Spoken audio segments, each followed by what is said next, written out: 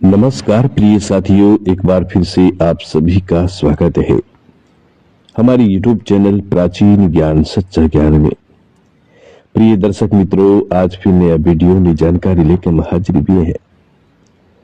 दोस्तों, आज की जानकारी बहुत ही महत्वपूर्ण और बहुत ही खास होने वाली है। साथियों, आज के इस वीडियो में हम जानेंगे एक ऐसा नायाब पौधा, एक ऐसा नायाब दुर्लभ पौधा जिसको घर में लगाने से, घर में रखने से साथियों सभी प्रकार की बाधाएं दूर हो जाती है। इसके अलावा कीमियागिरी में यानी कि धातु परिवर्तन करने में ये पौधा बहुत कारगर होता है। प्रिय साथियों, ये पौधा आम जैसा दिखने वाला पौधा है, आम जगह पर बड़ी आराम से मिल जाता है।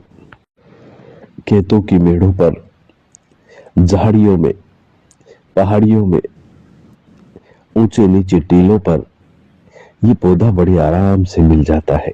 साथियों, लेकिन ये पौधा कोई साधारण पौधा नहीं है। ये पौधा बहुत चमत्कारी पौधा है, बहुत चमत्कारी पौधा है। साथियों, इस पौधे को कई नामों से जाने जाते हैं, जैसे चिरचिटा, ऊंगा, औंदाड़ू या औंदाड़ी, लठजीरा। इस प्रकार से इस पौधे को साथियों कई नामों से जाना जाता है। प्रिय दर्शक मित्रों, ये पौधा आम जगह पर बड़े आराम से मिल जाता है। प्रिय साथियों, ये पौधा बहुत चमत्कारी और बहुत गुणकारी होता है। इस पौधे के बारे में क्या ही बताएं। साथियों, इस पौधे का प्राचीन ग्रंथों में बड़े विस्तार से जिक्र किया गया है। प्राचीन ऋषि मुनियों ने इस पौधे की बहुत बड़ाई की है, बहुत तारीफ की है। प्रिय साथियों, कहा जाता है कि इस पौधे में ब्रह्मा जी का वास होता है। ये पौधा बहुत सुखदायी होता है। साथियों, इस पौधे को घर में लगाने से, प्रिय साथियों, ये पौधा जिस घर के आसपास होता है उस घर में लड़ाई झगड़े बहुत कम होते हैं, कलह बहुत कम होता है। प्रिय साथियों, इस पौधे की जड़ को शनिवार के दिन लाकर यदि आप अपने घर में रखते हैं तो साथियों उस घर में परमपिता ब्रह्मा जी की असीम कृपा होती है। उस घर में कभी जादू टोने नहीं चलते, उस घर में कभी किया कराया नहीं होता, उस घर में कभी लड़ाई झगड़े नहीं होते, कलह नहीं रहता। उस घर में सदा सुख समृद्धि बनी रहती है, सुख शांति बनी रहती है, रिद्धि सिद्धि का वास होने लगता है, मां लक्ष्मी का आगमन होने लगता है। साथियों, शास्त्र कहते हैं कि जिस घर में आए दिन लड़ाई झगड़े होते हैं, आए दिन कलह बना रहता है, चाहे वो पिता पुत्र में हो, चाहे वो सास बहू में हो, चाहे वो अड़ोसी पड़ोसियों में हो, साथियों ऐसे घरों से मां लक्ष्मी का आगमन सदा सदा के लिए बंद हो जाता है। ऐसे घर में सिर्फ दुख, दरिद्रता, गरीबी और पीड़ा हमेशा बनी रहती है। साथियों, ऐसे घर में अलक्ष्मी का वास हो जाता है, जहां पर दरिद्रता आ जाती है, लड़ाई झगड़े रहते हैं, हमेशा हमेशा कलह ही उत्पन्न रहता है, आए दिन लड़ाई झगड़े। साथियों, ऐसे घर में मां लक्ष्मी नहीं आती है। मां लक्ष्मी का प्रवेश उसी घर में होता है जहां पर स्वच्छता रहे, प्यार मोहब्बत बनी रहे, कभी लड़ाई झगड़े ना हो। साथियों, ऐसे घर में ही मां लक्ष्मी का आगमन होता है, ऐसे घर में ही मां लक्ष्मी ठहरती है। साथियों, इसलिए जिस घर में लड़ाई झगड़े होते हैं, आए दिन कलह रहता है, पिता पुत्र में, सास बहू में, अड़ोसी पड़ोसियों में, भाई भाई में नहीं बनती, प्रिय दोस्तों, ऐसे घर में लठ जीरे की जड़ को लाकर सिंदूर में लपेटें और लाल कपड़े में लपेटें। इसके बाद एक मंत्र होता है, इस मंत्र का 108 बार रोज इस पर जाप करें तो साथियों बहुत जल्द आपके घर में सुख समृद्धि आने लगती है, बिगड़े हुए काम बनने लगते हैं, अटका हुआ धन वापिस आने लगता है और समस्त प्रकार के दुखों का विनाश हो जाता है। साथियों, वो मंत्र गायत्री मंत्र होता है। इस लटजीरे पर आप गायत्री मंत्र का जाप कर सकते हैं। इससे गायत्री मंत्र सिद्ध भी होता है और आपके सर्व कार्य सिद्ध हो जाते हैं। इतना ही नहीं साथियों, इस पौधे को तांत्रिक लोग तंत्र क्रिया में यानी मंत्र सिद्धि में काम लेते हैं। इस पौधे से मंत्र सिद्धि बहुत जल्द प्राप्त हो जाती है। दोस्तों, इसके अलावा ये पौधा आयुर्वेद में भी अपना महत्वपूर्ण योगदान रखता है। साथियों, इतना ही नहीं, ये पौधा कीमियागिरी में भी अपना महत्वपूर्ण योगदान रखता है, यानी कि धातुओं को स्वर्ण में परिवर्तित कर देता है, हीन धातुओं को मूल्यवान धातु बना देता है। साथियों, इससे पहले जो लोग हमारी YouTube चैनल प्राचीन ज्ञान सच्चा ज्ञान पर नए मेहमान बनकर के आए हैं, वो लोग हमारी YouTube चैनल को सब्सक्राइब करें, बेल आइकन ऑन करें, अच्छे अच्छे कमेंट किया करें ताकि आने वाले हर वीडियो का नोटिफिकेशन सबसे पहले आपको मिले और आप उसका फायदा उठा सके। प्रिय साथियों, हमारे इस चैनल में हम रोज नई जानकारी, नई ज्ञानवर्धक वीडियो लेके आते रहते हैं। इसलिए साथियों, आप हमारे चैनल को जरूर सब्सक्राइब करें। साथियों, हमारे चैनल में बताई गई हर जानकारी पुराने शास्त्र और पुराने ऋषि मुनियों से प्रमाणित होती है। इसलिए साथियों, हमारी बताई गई हर जानकारी बिल्कुल सही और सटीक होती है। मित्रों, यदि हमारी बताई गई जानकारी से किसी एक भी बंदे का भला होता है तो साथियों हमारा जीवन भी सार्थक होता है। हम भी अपने आप को धन्य समझते हैं कि हमारी बताई गई जानकारी से किसी का तो भला हुआ। साथियों, हमारी YouTube चैनल का सदा से एक ही मकसद रहा है कि प्राचीन भारत का ये विलुप्त हो रहा ज्ञान आम जन कल्याण हेतु आम जन तक जरूर पहुंचना चाहिए और लोग इससे फायदा उठा सके। प्रिय दर्शक मित्रों, हमारी बताई गई जानकारी पर आप निसंकोच होकर कार्य कर सकते हैं। साथियों, हम कोई हवाई बात नहीं बताते हैं, हम वही बात बताते हैं जो प्रमाणित होती है, शास्त्रों में होती है या फिर प्रैक्टिकल होती है। तो दर्शक मित्रों, अब हम आपको बताते हैं लठ जीरा के वो आयुर्वेदिक प्रयोग जिसके बारे में संत महात्मा ने बड़े विस्तार से वर्णन किया है। दोस्तों, कहते हैं कि लठ जीरा आयुर्वेद में अपना महत्वपूर्ण योगदान रखता है। साथियों, कहा जाता है कि लठ जीरे के जो बीज होते हैं, इन बीजों में बहुत बड़ी ताकत होती है। कहा जाता है कि जब भी कोई साधु संत पहाड़ों में, जंगलों में भगवान की भक्ति या तपस्या करने के लिए जाते हैं तो साथियों ऐसा कहते हैं कि लठ जीरे के जो बीज हैं, इनकी खीर बनाकर सेवन करते हैं और इसका सेवन करने के पश्चात व्यक्ति को 1 माह तक नहीं तो भूख लगती है और नहीं प्यास लगती है।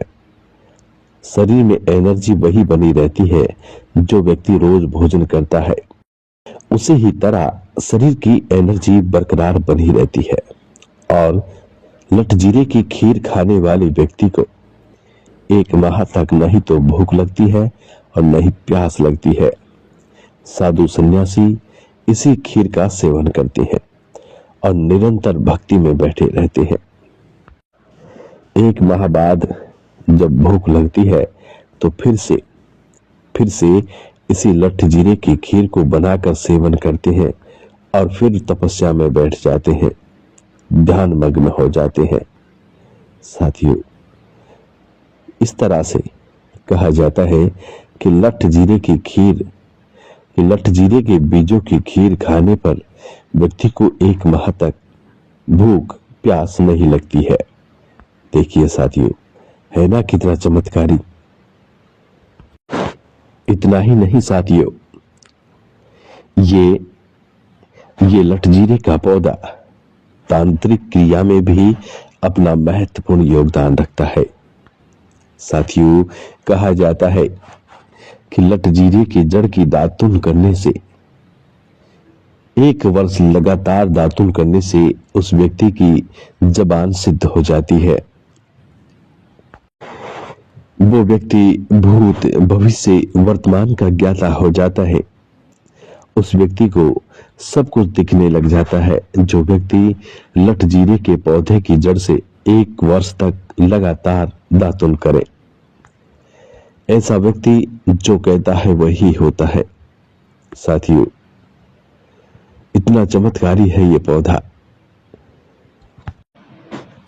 प्रिय दर्शक मित्रों, इसके अलावा अब ये पौधा कीमिया में भी अपना महत्वपूर्ण योगदान रखता है।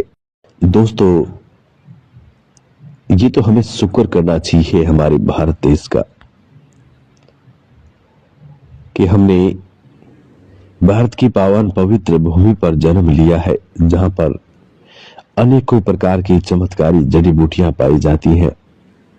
यहां पर भिन्न भिन्न प्रकार के ऋषि मुनियों ने जन्म लिया और इसी देश के अंदर दुर्लभ चमत्कारी जड़ी बूटी और खनिज पाए जाते हैं। साथियों, इन्हीं दिव्य चमत्कारी जड़ी बूटियों में से एक ये पौधा है जिसे चिरचिटा या औंगा कहा जाता है, लठजीरा कहा जाता है। प्रिय साथियों, अब इस पौधे का कीमियाई प्रयोग हम आपको बताने जा रहे हैं। ये पौधा किस तरीके से धातु परिवर्तन करता है, किस तरीके से ये पौधा कीमिया में काम आता है। प्रिय साथियों, ये पौधा कीमिया के अंदर 2 तरीकों से काम लिया जाता है। सबसे पहला तरीका जो है उसे सभी लोग करीब जानते होंगे जो कीमिया का कार्य करते हैं। वो ये है कि इस पौधे को लाकर तना, जड़, पत्ते सब कुछ इसके लाकर इसको सुखाए। सुखाने के बाद इसको जला दें और इसकी भस्म बना दे, राख बना ले। प्रिय साथियों, अब इस भस्म को इकट्ठा करें और इस भस्म के अंदर आप किसी भी चीज को पकाएं, जैसे मेंसिल, हड़ताल, गंधक, सिंगरफ, दारचिकना, रस कपूर, संखिया। प्रिय साथियों, लठजीरे यानी चिरचिटा के पौधे की भस्म से बनी दाब में आप किसी भी रोह चीज को आराम से पका सकते हैं। साथियों, वो चीज पक जाती है और कायम होती है, मुदब्बर हो जाती है। साथियों, इसी के साथ इस लठजीरे की भस्म में आप पारे की रगड़ाई करें, पारे की खर्ल करें। प्रिय साथियों, तो धीरे धीरे वो पार ठहरता है, ठहराव पर आने लगता है। साथियों, इसका अर्थ होता है कि लठजीरे के अंदर कॉपर की मात्रा होती है और आयरन की मात्रा होती है।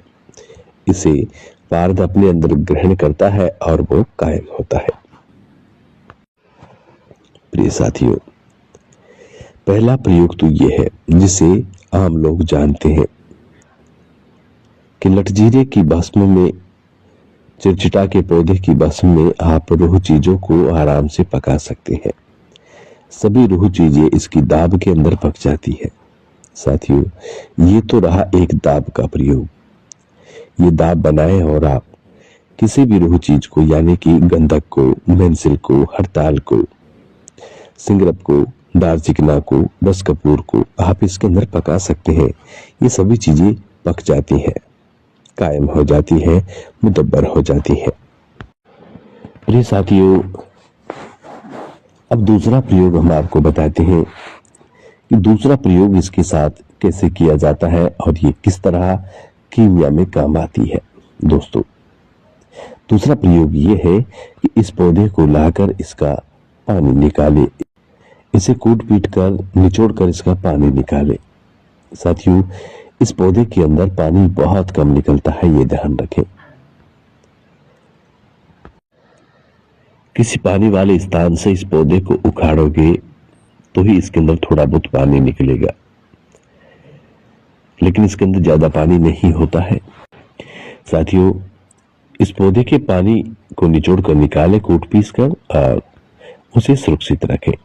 अब आप किसी भी रूह धातु को ले, अब आप किसी भी उपधातु ले, जैसे गंधक हुआ, मेंसिल हुआ, सिंगरप हुआ, दालचिकना हुआ, किसी को भी ले और उसे गर्म करें।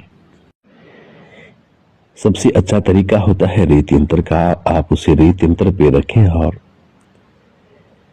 चिचटा के पौधे से जो पानी आपने निकाला है उसके इसमें चोए देते रहे। साथियों, धीरे धीरे इसके अंदर चोए आप देते रहें,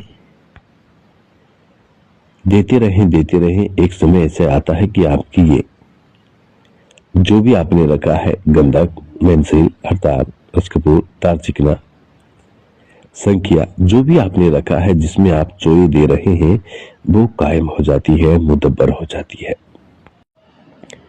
और साथियों, मजे की बात यह है कि ये संड कायम नहीं होती, ये जारी होती है।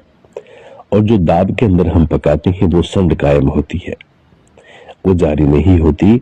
और ये चोए देकर हम जो पकाते हैं ये जारी होती है, ये संड नहीं होती है। इसके अलावा ये नर्म और मोम जैसी मुलायम हो जाती है। साथियों, अब इसे आप सीधे जो काम में लेना चाहे आप ले सकते हैं। जैसे आप काम लेना चाहते हैं उसे आप उस तरह से काम ले सकते हैं। साथियों, इस तरह से ये चिचटा का पौधा बहुत कारगर होता है, ये अपना चमत्कार तुरंत दिखा देता है। साथियों, यदि आप खदान वाली सिंगरप चिचटा पौधे के रस से पकाते हैं, चोया देकर के पकाते हैं, तो साथियों ये सिंगरप सीधा चांदी पर काम करती है, तांबे पर भी काम करती है। दोस्तों, इसे आप चांदी पिघलाकर या तांबा चांदी दोनों को पिघलाकर 7 ग्राम तांबा 5 ग्राम चांदी को पिघलाकर उस पर इस सिंगरप को तरा करें तो साथियों ये 22 कैरेट का माल बैठता है, बाजार करने लायक होता है। आप इसे सीधा बाजार ले जाएं, बाजार करने लायक होता है। निसंकोच होकर इस कार्य को आप कर सकते हैं। दोस्तों, इसी के साथ आप रस कपूर, दालचिकना पकाते हैं, वो भी इसी तरह कायम होते हैं। साथियों, रस कपूर, दालचिकना, इसको भी आप जो काम लेना चाहे वो काम ले सकते हैं। इसी के साथ हड़ताल और मेंसिल, इनको यदि आप पकाते हैं तो ये भी नर्म, मुलायम और जारी कायम होते हैं। रेत यंत्र पर रखकर पकाते रहें और चिचटा के पानी के यानी कि लटजीरा के पानी की चोया देते रहें तो साथियों धीरे धीरे ये कायम हो जाती है, मोम जैसा होने लगता है और ये कायम हो जाती है। साथियों, इसके बाद हड़ताल और मेंसिल दोनों को मिक्स करें। मिक्स करके आप चांदी पर तराह करें या तांबे पे तराह करें, दोनों पर ये काम करती है। दोस्तों, इसी तरह आप गंधक पका सकते हैं, गंधक भी इसी तरह पक जाती है। साथियों, तो इस चिचटा के बारे में क्या बताएं। इस पौधे की जितनी बड़ाई करो उतनी कम होती है, जितनी तारीफ करो उतनी ही कम लगती है। ये पौधा बहुत गुणकारी है साथियों, बहुत चमत्कारी है। जो भाई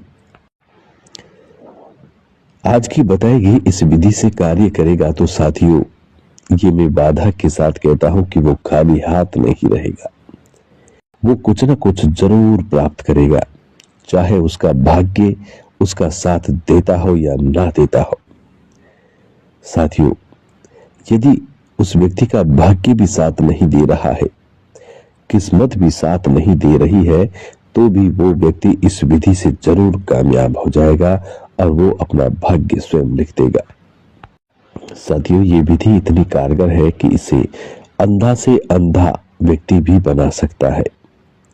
इतनी सरल और इतनी आसान विधि है कि इसे छोटा बालक भी बना दे। दोस्तों, कीमिया के अंदर आज की इस विधि से ज्यादा सरल कोई विधि नहीं है। कैसा भी प्रयोग आप कर लो, इस विधि से सरल प्रयोग आपको नहीं मिलेगा। प्रिय साथियों, प्राचीन कीमियागरों ने इस विधि को सबसे बड़ी विधि मानी है, क्योंकि ये सबसे सरल है, आसान है और राह चलता व्यक्ति भी इसको कर सकता है। अनजान से अनजान व्यक्ति भी इस विधि को बड़े आराम से बना लेता है। इसलिए साथियों, यदि आप कीमिया में कामयाबी पाना चाहते हैं, कामयाब होना चाहते हैं, तो आज की इस विधि को अपनाएं। इस पौधे को ढूंढें और इसके साथ ये कार्य करें। चाहे तो आप इसकी दाब बना ले, भस्म बना ले, और चाहे आप इस पौधे का पानी निकाल कर किसी भी उपधातु पर इसके चोए दें तो वो कायम हो जाती है, जारी हो जाती है और सीधा मेटल पर काम करती है। प्रिय साथियों, आज की वीडियो यहाँ समाप्त होती है। उम्मीद करते हैं, आशा करते हैं कि आज की ये जानकारी आप लोगों को बेहद पसंद आई होगी और इस जानकारी से आप ढेर सारे लाभ उठाएंगे। मिलते हैं साथियों अब आने वाले नेक्स्ट वीडियो में। तब तक आप अपना ख्याल रखें। जी नमस्कार, धन्यवाद। हर हर महादेव, जय भोलेनाथ।